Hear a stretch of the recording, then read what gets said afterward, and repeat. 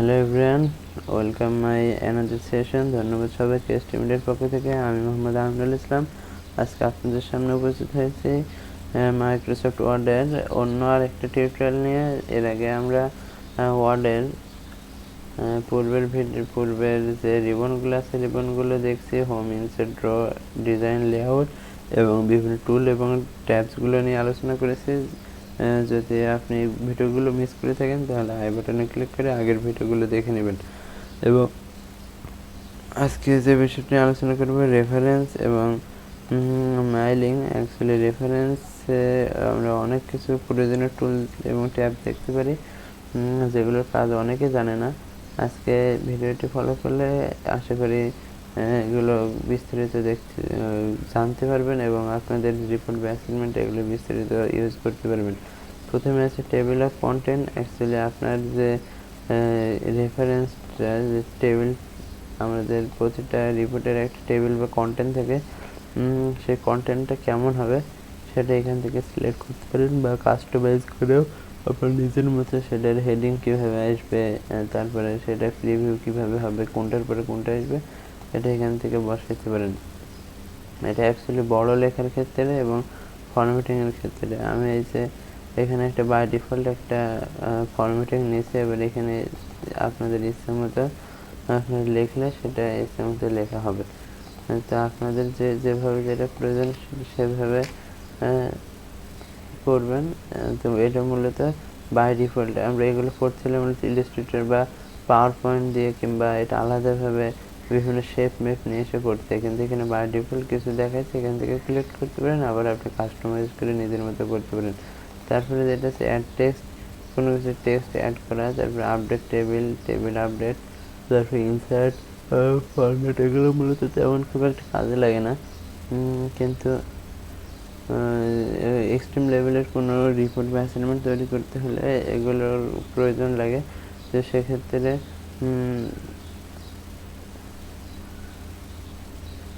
এগুলোর এখন কোনো প্রয়োজন নাই।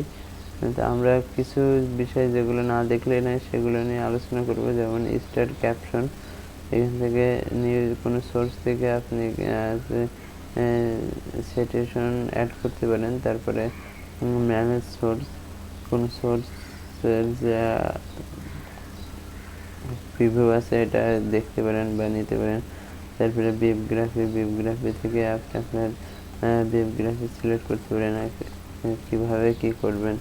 এটা মূলত রিপোর্টের জন্য লাগে, যারা রিপোর্টের কোনো কাজ করে তাদের জন্য এই বিষয়গুলো প্রয়োজন হয়। আমরা যারা নর্মাল ইউজার বা সাধারণত ওয়ার্ডে কোনো কিছু লেখালেখি করে, আমাদের জন্য এগুলো মূলত তেমন কোনো কাজের না। কিন্তু যারা বই কিংবা ম্যাগাজিন কিংবা বিভিন্ন রিপোর্ট, মাসিক রিপোর্ট বের করেন, তাদের জন্য এগুলো মূলত প্রয়োজন হয়। সাথে প্রফেশনাল লেভেলে যারা কাজ করেন তাদের জন্য আসে। তারপরে আছে মেইলিংয়ের কাজ। মূলত আপনি এটা কীভাবে একটা রিপোর্ট বা অ্যাসাইনমেন্ট তৈরি করলেন, তো এখান থেকে আপনি সেটা মেইলিং করতে পারেন। তারপরে যে রিপোর্ট আছে রিভিউ, এখান থেকে পুরা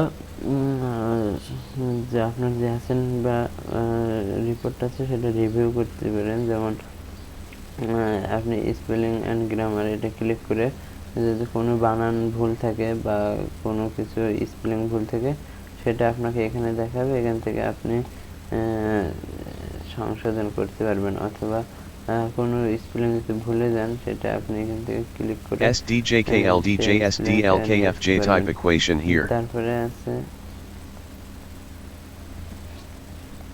ওয়ার্ড কাউন্ট। আপনি চাইলে আপনার যে রিপোর্টটা আছে অনেক সময় রিকোয়ারমেন্ট থাকে, সেই এত ওয়ার্ডের বেশি হওয়া যাবে না, তো তখন আপনি ওয়ার্ড কাউন্ট অপশনটা অন করে রাখলে তখন আপনি বুঝতে পারবেন যে আপনার কত ওয়ার্ড হচ্ছে। যে আমরা দেখেন আমাদের এই পুরো যে রিপোর্ট আছে, আমাদের এখানে যে আমরা যেটা নিয়ে কাজ করছি, এখানে আমরা দেখতে পাচ্ছি পেজ হলো 4টে পেজ আছে। আমরা এখন 2 নম্বর পেজে আছি এবং আমাদের টোটাল যে 4টে পেজ, এখানে 48টা ওয়ার্ড আছে। এবং এখান থেকে চাইলে আমরা অ্যাক্সেসিবল দিয়ে আমাদের যে বাগগুলো আছে বাগগুলো ঠিক করতে পারি। আবার এই জায়গা থেকে আপনি কিবোর্ড বা কোনো বাটন নিয়ে আসতে পারেন। আবার ফের এখানে একটা বিষয় ছিল স্পেলিং টেস্ট। স্পেলিং টেস্টের মাধ্যমে যে বানানটা আমাদের ভুল আছে এটা তার যে বানানগুলো ভুল থাকে সেই বানানগুলো আপনাকে দেখাবে, আপনি তখন সেটা এখান থেকে এক নজরে সবগুলো ঠিক করে দিতে পারবেন। তারপরে যেটা সেটা অ্যাক্সেসিবল, এগুলো মূলত তেমন খুব একটা কাজে লাগে না। তো আমরা সিম্পল মার্কআপে আসবো। সিম্পল মার্কআপ থেকে এখানে আমরা এখান থেকে মার্ক করতে পারি, তারপরে ট্র্যাক চেঞ্জিং করতে পারি, রিজেক্ট, প্রিভিউ, নেক্সট, তারপরে কম্পেয়ার। এগুলো আমরা যারা মোবাইল ইউজ করি, সাধারণ ইউজার, তারা এগুলো পড়লেই বুঝতে পারছে যে আসলে এগুলোর কাজ কি। এগুলো তেমন ডিপ লেভেলের কোনো কঠিন কিছু না, এগুলো নিয়ে একটু নাড়াচাড়া করলে দেখলেই বোঝা যায়। এরপরে ভিউ অপশন, আমরা বলেছিলাম লেআউট ভিউ একসাথে দেখাবো, কিন্তু যেহেতু ভিডিও বড় বা ভিডিওর রেঞ্জটা একটু বেশি হওয়ার কারণে একসাথে দেখাতে পারেন। এই ভিডিওতে আমরা ভিউ সম্বন্ধে বিস্তারিত আলোচনা করব। প্রথমে রিড, তারপরে প্রিন্ট, তারপরে রুলার। এই যে রুলার অপশনের মাধ্যমে আমরা এই যে এটা সরাইতে পারি, কোনো টেক্সটের জায়গা ছোট বড় করতে পারি আমাদের যেভাবে প্রয়োজন। রুলার অপশনের মাধ্যমে তারপর গাইডলাইন, আমরা চাইলে গার্ড দিতে পারি, গাইডলাইন। তারপরে এখান থেকে নেভিগেশন দিতে পারি। নেভিগেশন মূলত সবসময় প্রয়োজন হয় না। তারপরে সাইড টু সাইড, এটা আমাদের যে পেজগুলো আছে সাইড টু সাইড দেখতে পারি, আবার চাইলে ভার্টিক্যালও দেখতে পারি। এটা মূলত ভিউ বলতে আমাদের ওয়ার্ডটা অ্যাকচুয়ালি কোন ভিউ থাকবে সেটা দেখার জন্য। তারপরে আউটলাইন, আমরা চাইলে এটা যে প্রিন্ট অপশন হওয়ার পরে কেমন একটা লুকে দেখাবে সেটাও দেখতে পারি। তো আমরা এটা দেখার পরে আবার এখান থেকে ক্লোজ আউটলাইন ভিউ ক্লিক করলে আবার আগের অবস্থায় চলে আসবে।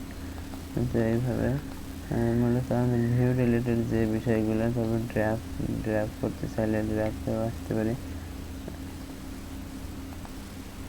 ড্রাফটের পরে ওয়েব লেআউট, আমাদের টোটাল এতে কয়টা যে ওয়েব আছে, ওয়েব অনুযায়ী আমরা লেআউট দেখতে পারি। মানে ওয়েব পেজে আমরা যেভাবে দেখি আর কি, সেইভাবে আমাদের ওয়ার্ড পেজটা ওপেন হবে। তো আমরা চাইলে ওয়েব লেআউট দেখতে পারি। তারপরে এটা হলো রিড মোড, আমরা চাইলে আমাদের যে ওয়ার্ড পেজটা সেটা বইয়ের মতো করে পেজ আকারেও দেখতে পারি। তারপর যেটা আছে সেটা প্রিন্ট লেআউট। প্রিন্ট দেওয়ার পরে এটা মূলত প্রিন্ট লেআউট, প্রিন্ট দেওয়ার পরে প্রিন্ট দেওয়ার সময় যেভাবে আসবে সেইভাবে এটা প্রিভিউ হয়েছে। তারপরে জুম, এখান থেকে আপনি জুম করতে পারেন যতটুকু প্রয়োজন। এটার মূলত নিচে এখানেও আছে,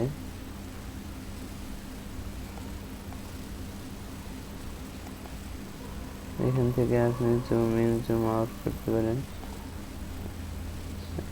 তারপরে এখান থেকে প্রিভিউগুলো, রিড মোড, তারপরে আপনার প্রিন্ট প্রিভিউ অথবা ওয়েব, এখান থেকে নিতে পারেন, আবার এখান থেকেও দেখতে পারেন।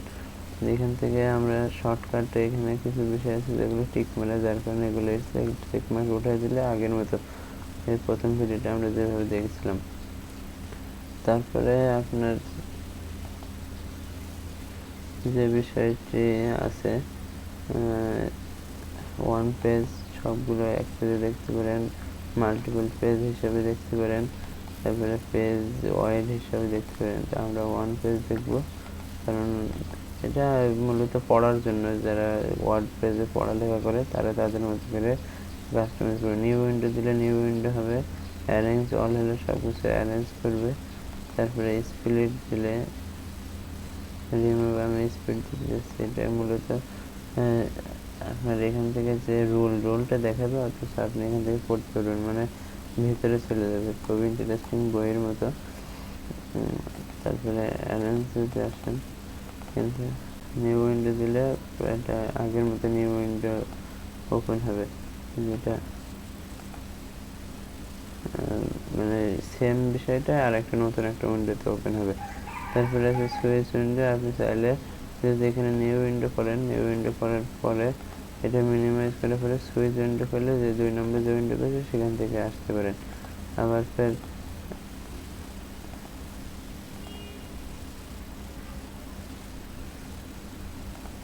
2 নম্বরে গিয়েছেন, আবার ফের আপনি 2 নম্বর থেকে চাইলে 1 নম্বরেও আসতে পারেন। এটা হলো সুইচ উইন্ডোর কাজ মূলত এটা। তারপরে আমাদের আছে ম্যাক্রোস ভিউ, ম্যাক্রোস ভিউ আমরা দেখতে পারি।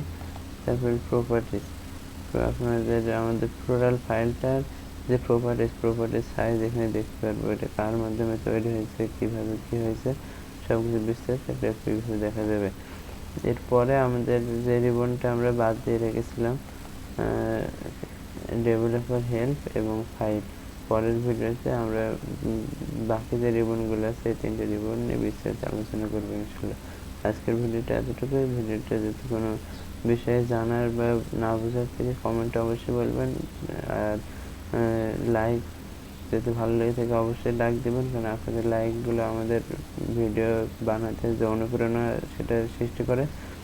এবং যদি এখনো সাবস্ক্রাইব না করে থাকেন অবশ্যই সাবস্ক্রাইব করে বেল বাটনটা বাজিয়ে দেবেন। আজকের ভিডিওটা এই পর্যন্তই। ধন্যবাদ সবাইকে। আসসালামু আলাইকুম।